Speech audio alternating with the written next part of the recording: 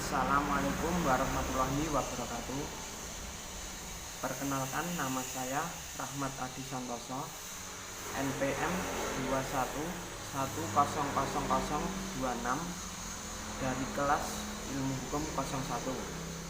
Di sini saya akan sedikit menerangkan sedikit materi dari bab 8 tentang penyimpangan terhadap kaidah hukum. Penyimpangan terhadap kaidah-kaidah hukum dapat berupa pengecualian atau penyelewengan. Kaidah-kaidah hukum sebagai patokan atau pedoman memberikan batas-batas pada perilakuan atau sikap tindak. Dalam batas-batas tersebut masih mungkin ada ruang gerak atau spelwiemte, permainan perilakuan atau sikap tindak unggah-ungguh atau yang disebut delay. Perilakuan atau sikap tindak unggah-ungguh tersebut dapat berupa kelacuran atau yang disebut one delay atau kebijaksanaan yang disebut which delay. Masalah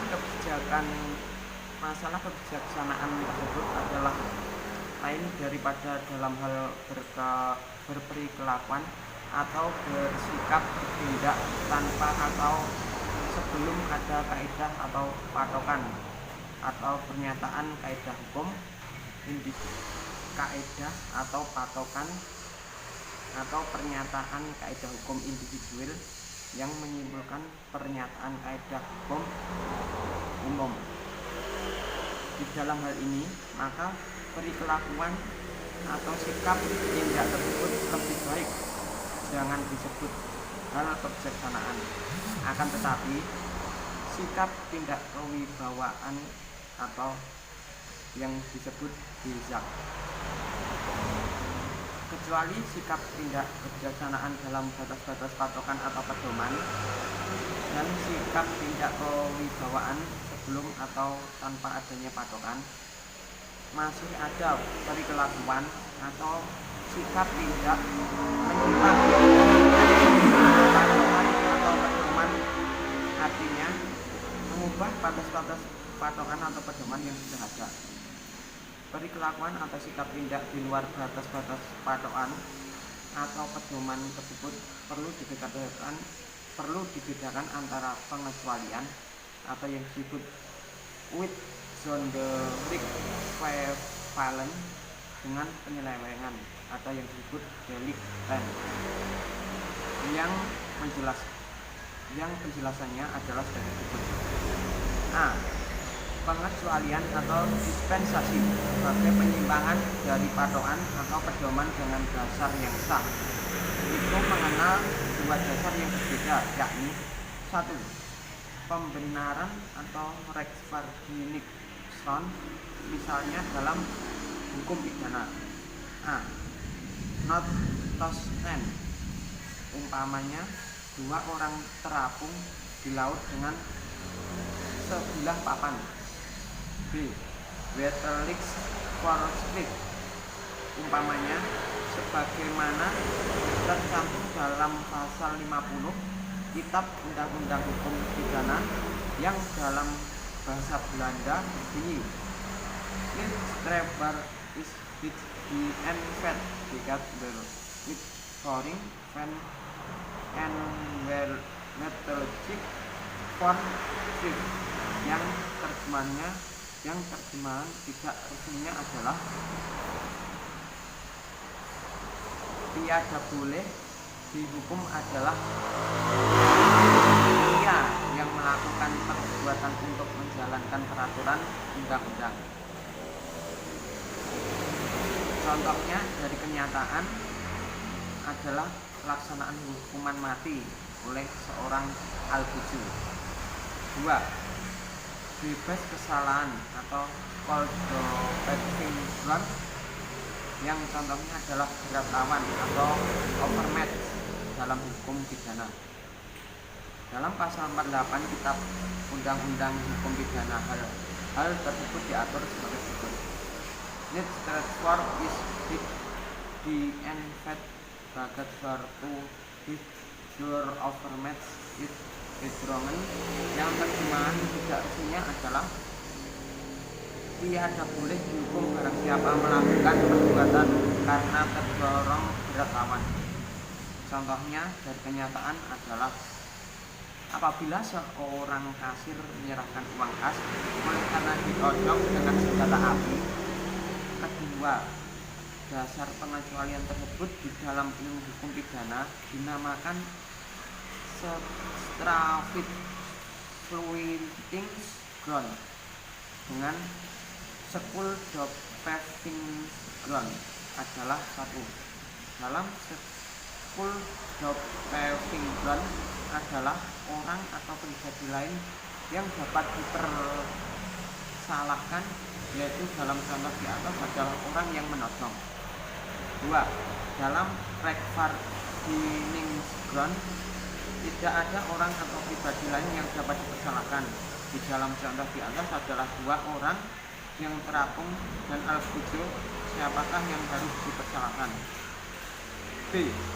Delik adalah penyimpangan dari patokan atau pedoman yang tidak mempunyai dasar sah. Yang dimaksudkan dengan delik tidaklah sama dengan apa yang disebut peristiwa pidana atau delik dalam arti sempit. Akan tetapi juga peristiwa perdata seperti perbuatan melanggar hukum atau yang disebut onrechtmatig debt, bagaimana antara lain disimpulkan dari pasal 1365B.D, kecuali itu juga peristiwa tentang usaha negara seperti Détournement de Profit dan peristiwa tata negara seperti excess de pouvoir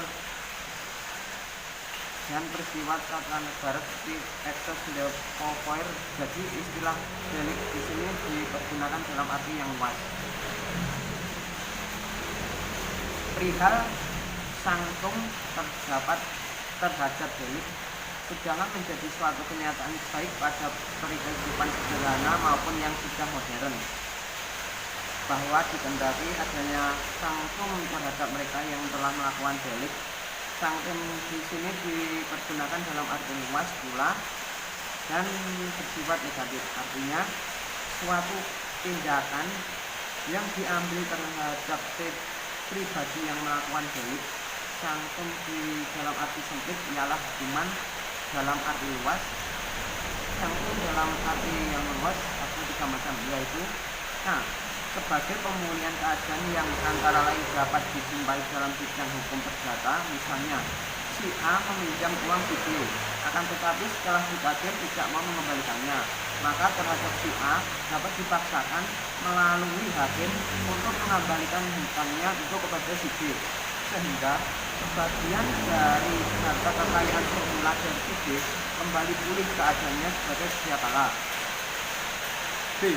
Sebagai pemenuhan keadaan yang contohnya bisa diambil dari bidang hukum perdata, yaitu di mana X berjual beli dengan Y. Setelah Y menyerahkan uangnya, ternyata X tidak menyerahkan barang yang dibeli oleh Y tersebut. Dalam hal ini, maka X dapat pula dipaksa untuk menyerahkan barang, sehingga dipenuhilah keadaan Y sebagai pemilik barang tersebut. Apabila Y menuntut kembali uangnya, maka terjadilah pemulihan keadaan, penagihan pajak yang berlebihan. C. Sebagai hukuman dalam arti luas, yaitu tindakan yang tidak digolongkan ke dalam salah satu macam sanctum tersebut di atas, maka istilah hukum tersebut juga perlu dipergunakan dalam arti luas, karena tidak hanya meliputi bidang hukum pidana, akan tetapi juga mencakup hukum perdata dan hukum tata usaha negara. Misalnya 1. Dalam bidang hukum perdata, contohnya adalah hal ganti rugi tambahan atau yang disebut aanvulletschadevergoeding yang seringkali digandengkan dengan sanctum pemulihan keadaan atau pemenuhan keadaan. Umpamanya di dalam contoh di muka si X yang sudah menyerahkan uang kepada Y untuk pembelian barangnya yang tidak juga mau diserahkan, maka Y dapat menuntut pemenuhan keadaan atau penyerahan barang yang ditambah dengan ganti rugi tambahan. 2. Dalam bidang hukum tata usaha negara, yakni berupa pemecatan dari jabatan atau skorsing terhadap seseorang pegawai, pencabutan izin usaha, pencabutan surat izin mengemudi, dan seterusnya.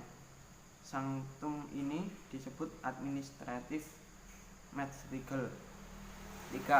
Dalam bidang hukum pidana, seperti yang tidak asing lagi disebut hukuman, tetapi di dalam uraian ini lebih baik dinamakan hukuman pidana atau yang disebut punishment. Hukuman di dalam arti yang sempit ini dimaksudkan sebagai siksaan atau let, yang dibedakan antara A. Siksaan real atau material, misalnya hukuman mati, hukuman denda, penyitaan barang, dan seterusnya. B. Siksaan ideal atau moral, misalnya pengumuman keputusan hakim, pencabutan hak, wajib mengadakan keselamatan dalam hukum adat, dan lain sebagainya. Demikianlah materi yang dapat saya sampaikan. Kurang lebihnya saya mohon maaf. Wassalamualaikum warahmatullahi wabarakatuh.